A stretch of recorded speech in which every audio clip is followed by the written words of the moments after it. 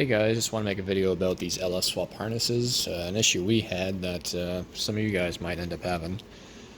So we get the harness in the truck, get it running, not 100%, but sets code for P0200 in injector circuit.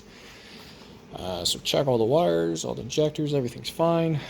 Anyway, spent a lot of time looking for it. Our concern is that on these Amazon connectors, the pin isn't perfectly centered. So when this gets bolted to the computer, instead of the pin on the computer going inside, it would actually just butt up against and push the pin inside the computer.